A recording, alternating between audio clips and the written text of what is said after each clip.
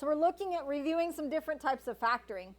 And it's really important that we can notice the difference between certain types of polynomials that we're factoring.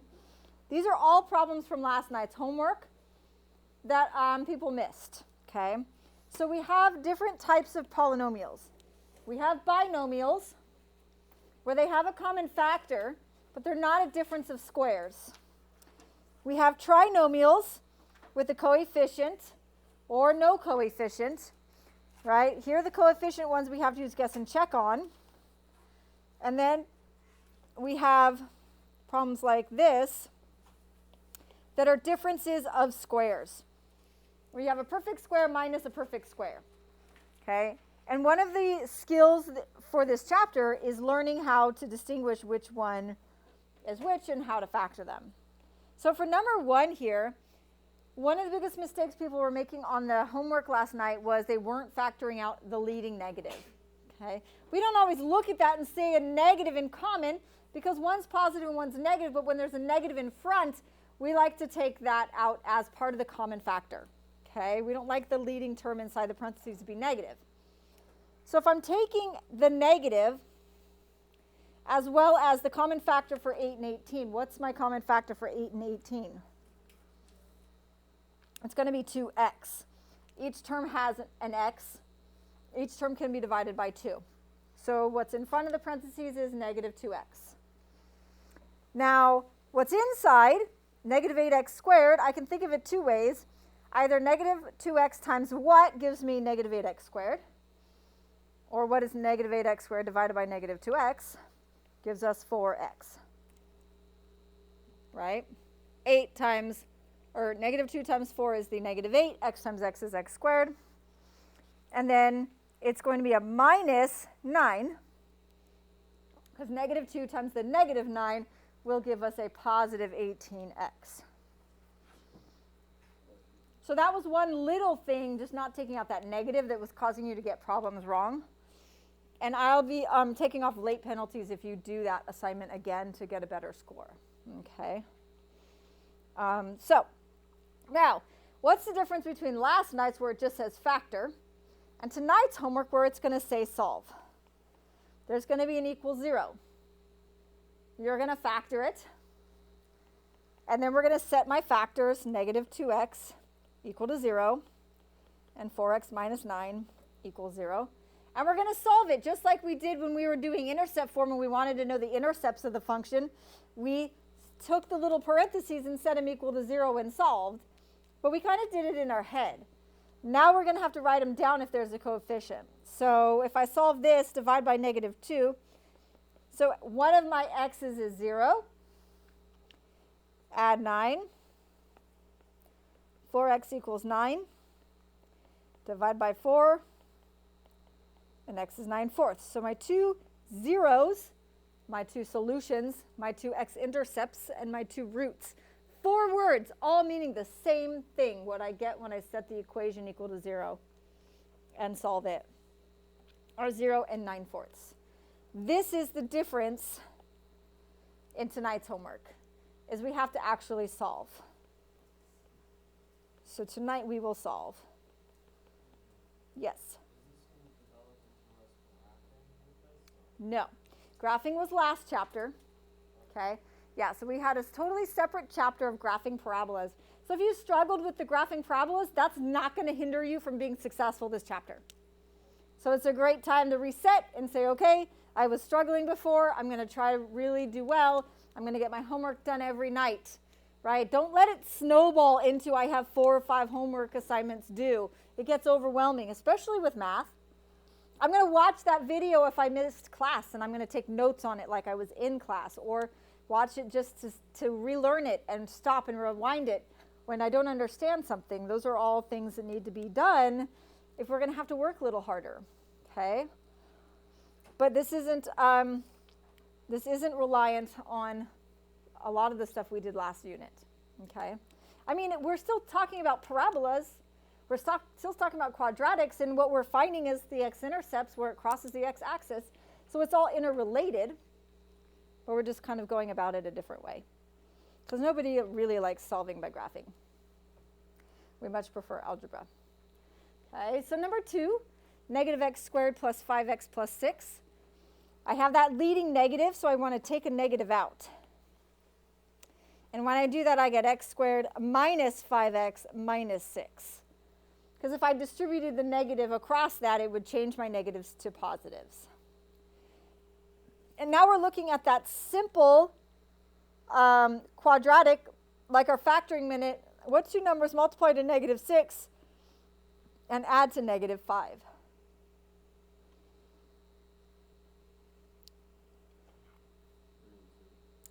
Let's see, negative 3 and negative 2, almost, but what happens when I multiply a negative and a negative? It gives me a positive, and I need a negative. And if I change the sign to make one positive, I get 1. I heard someone say 6 and 1.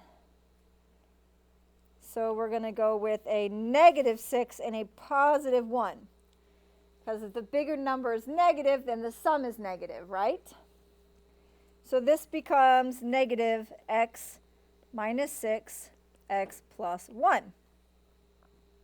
And again, the difference for tonight's homework is we're setting it equal to 0. Tonight it'll have an equal 0 on it.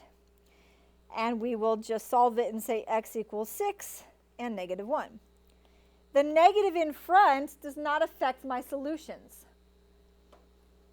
If I divide by a negative 1 on both sides, I get x minus 6, x plus 1 equals still 0, because there's no negative 0. So I can ignore the coefficient outside. This one had the x outside. That gives me a 0 of 0. This one doesn't have an x, so it doesn't contribute to the solutions. Right, I want to factor the negative out to the outside of the parentheses. Okay, we don't like the x's to have any negatives.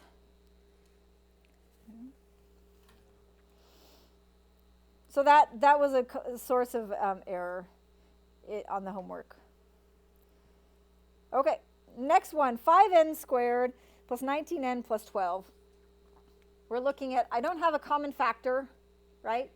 5, 19, and 12 don't have anything in common. If I look at number 4, I could see that I could probably divide those all by a 2, right? And that's where like some of the mistakes happen. But here I can't divide these by anything, so I'm just going to go straight to my guess and check. I know that my first terms are going to multiply to be what? The 5n squared, right? And 5 is prime, so there's only one way to get that, 5 and 1. So 5n times n. Now my last terms multiply to give me 12. What are my options for 12?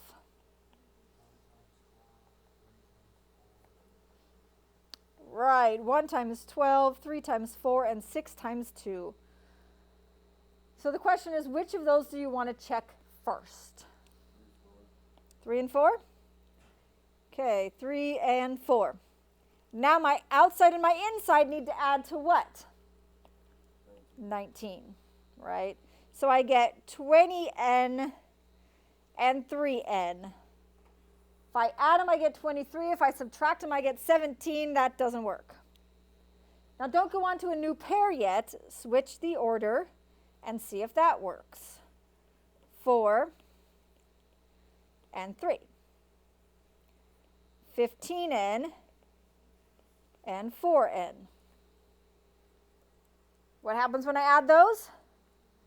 I get 19.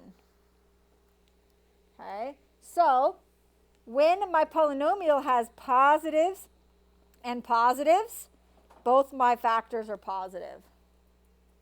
When this number is positive, my signs are the same. When it's negative, my signs will be opposite. So here it's both positive. So it's 5n plus 4 and n plus 3. Okay. I'm not going to go through and solve all of them, but that's the difference between last night's and tonight's. So one of the things on these that can make our life easier is if we can factor something out. If all three terms have a common factor, taking that out will sometimes turn it from a guess and check problem to the quick factoring minute problems. So what can I take out of -2, 10, and -12? A -2. Let's take out a -2. I don't like factoring when the x squared is negative, so I always take the negative out. And it's not technically completely factored until the negative is taken out. So I get x squared minus 5x plus 6, right? The negative changes the signs, and I'm dividing everything by 2. And then that's asking me now what two numbers multiply. I do a positive 6 and add to -5.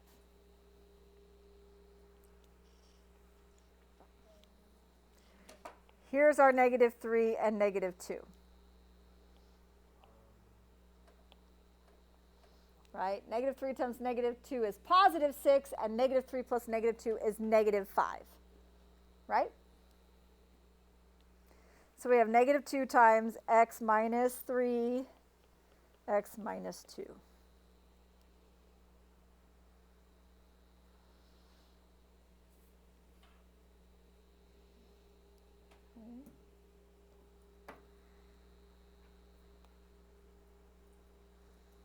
Number 5 is x squared minus 36.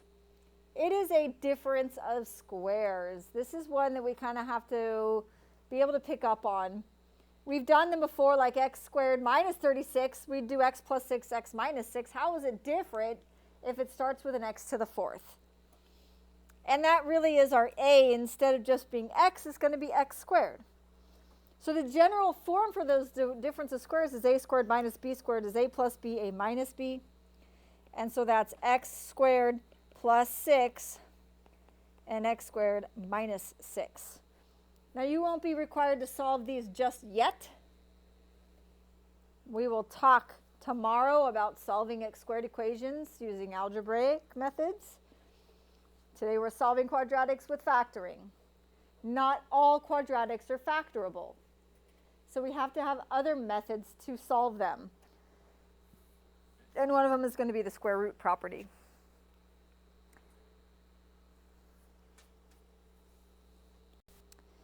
Let's look at number 6, 9x squared plus 66x plus 21. Is there a common factor I can take out of this? A 3. And so 9x squared divided by 3 is 3x squared. 66x divided by 3 is 22x. And 21 divided by 3 is 7. So 3x squared plus 22x plus 7. So I'm still in that I need to guess and check. But now my problem has prime numbers. So there's only one option instead of it being 9 and 21 where I would have more to choose from. So that's going to be 3x and x, right? Because my first terms have to multiply to 3x squared. My lasts are going to multiply to 7. 7 is prime, so my only option is 7 and 1. So let's try 7 and 1. The outside is 3x. The inside is 7x. Is that going to get me to 22, sorry? No. Let's try the other way around. 1 and 7. That's 1x and 21x. Is that going to give me 22? Yes. So since they're both positive, both factors are addition.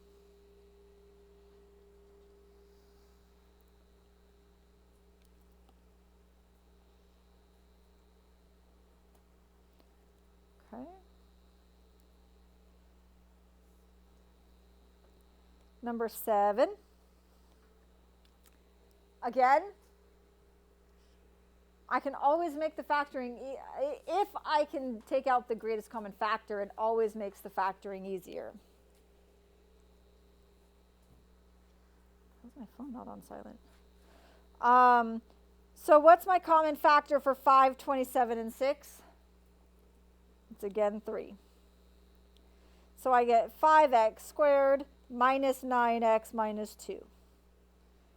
So again, I take my problem to one that has prime coefficients, which gives us less guessing, right? So I have 5x and x. And the only way to get 2 is 2 times 1. And so the more you practice factoring, the more you'll start actually looking at where you're going to place the number, okay?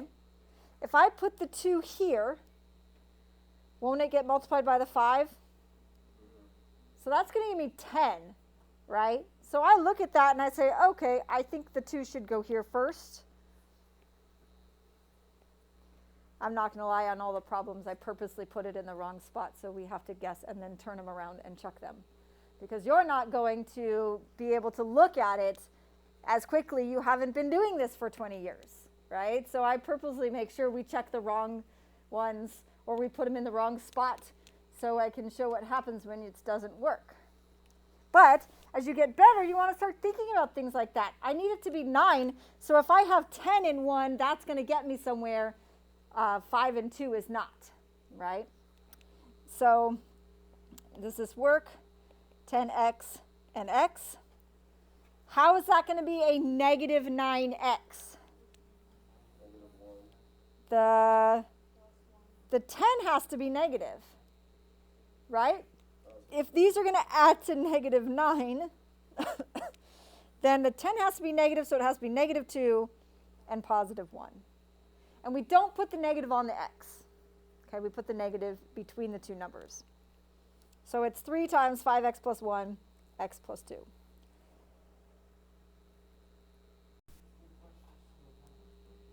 These were questions. So if this was tonight's homework, you then would go one more step and you would solve 5x plus 1 equals 0 and x minus 2 equals 0. So x is 2, 5x equals negative 1. So 2 and negative 1/5. Those would be your two answers. Yes, Georgia. We just ignore the 3. Because if this says equals 0, I could just divide by 3. Now it's just equal to 0 again. The 3 didn't do anything because it doesn't have an x. Now if it's a variable 3x, that's when I have to say, well, the x could also be 0. Okay. Okay, number 8, 9x squared minus y squared is a difference of squares again. So it becomes 3x and 3x, and then it's plus y minus y. Now you won't be asked to solve those tonight because you have 2 variables and we can't solve them. Yes?